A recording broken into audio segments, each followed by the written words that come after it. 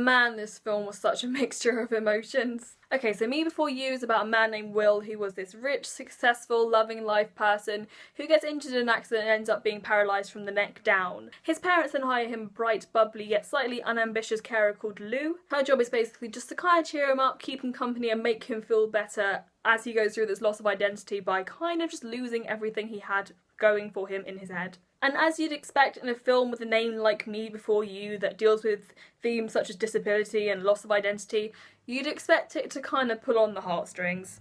And man, it did. I saw this film yesterday.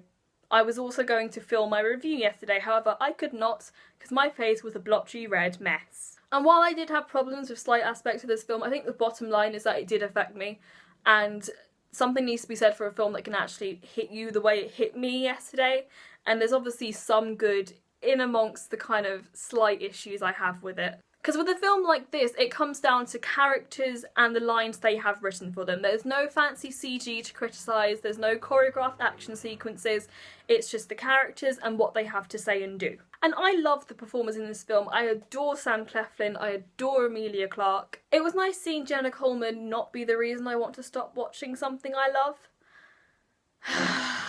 And I always love seeing Harry Potter alumni doing things other than Harry Potter, so it was nice seeing Matthew Lewis actually being a really good part of this film. Very funny, very nice to have him with all the kind of emotional turmoil. It was nice to have that. And ultimately, I believe these character stories. Sometimes I feel like in romance movies, the main characters are just put together because the story demands them to be put together, and they really have nothing to talk about, there's no connection between them. But these two, I did feel the connection. You could see the arc, you could see the way they both changed to kind of fit each other and brought out different sides of each other. And sometimes it was a bit too blaringly obvious, like the writers were obviously trying to cater for stupid people and putting it in your face. Look, this person now thinks this because they've spent time with this person. And sometimes it was just a bit eye-rolly and a bit like, I could have worked that out for myself.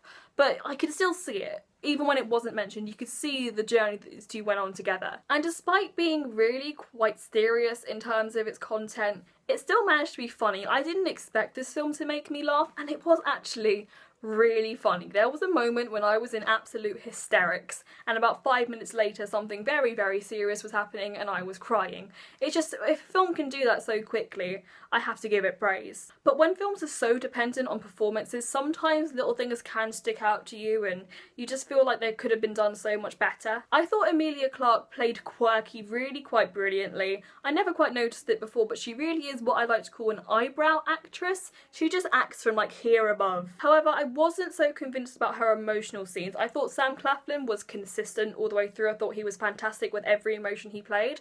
But sometimes with Emilia Clarke, when she was responding to him, I wanted more and also less. Like, I wanted more raw emotion, but I wanted less melodrama. I mean, it's somewhat to do with the lines that she got given. I mean, you'd expect some of the lines to be cheesy and corny, and you've heard a million times. And I felt like when she had these lines, it was too theatrical, it was too fake, it didn't seem authentic, and not authentic in the way that Sam Claflin had been. Because he was quite real all the way through, I believed him all the way through. But there were moments when I just kind of looked at Emilia Clarke's acting and thought, that's really fake. Granted, it was only a few moments. I thought she was great for the majority of it, but there were a few standout points when a scene really demanded for raw emotion. I just wasn't convinced that she delivered it the way it could have been delivered to match Sam Claflin's performance. There were also a couple of jokes that I feel didn't work. I felt about 3/4 of the jokes worked, and then the other quarter just felt really quite awkward and unnecessary and didn't work that well. And I think the film had quite a bad start. It was quite all over the place. A lot of the dialogue in the first half an hour is really not very good. So while I had some problems with the script, and I don't think lines were always delivered the way they could have been, and some of it was just way too cheesy, and some of it was actually really nice and quite refreshing.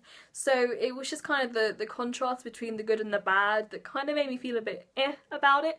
But overall, I enjoyed this film. I am seeing this film quite in advance, so I won't be able to see what other people think of it critically for at least another few weeks. So I could be in the minority that actually enjoyed it overall, or I might be pleasantly surprised.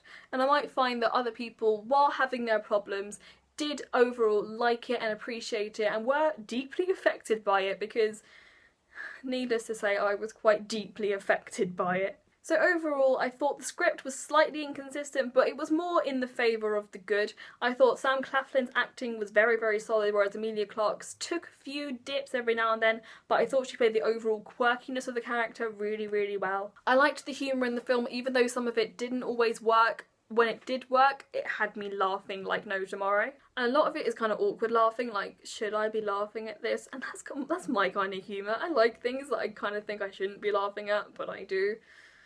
It's just my kind of humour. But I enjoyed this film overall. It did what it was meant to do. It made me sad, it made me cry, it made me think, it made me happy, it made me laugh. It did a whole variety of things. And I like the fact that it wasn't just pure depression, pure sadness, pure loss of identity, pure who am I in this world. It had a few moments of relief that made me really laugh. And I don't think a film can be serious from start to end, really. It needs a few moments, however small, however big. It just needs a few to kind of take you back to kind of feeling something other than sad. I think I'd give this film a 7 out of 10. It did what it was supposed to do, it made me feel, and despite my small issues with it, overall I thought it was pretty good. I might be in the minority there, but only time will tell. Thank you for watching my review of Me Before You. I will see you in the next one.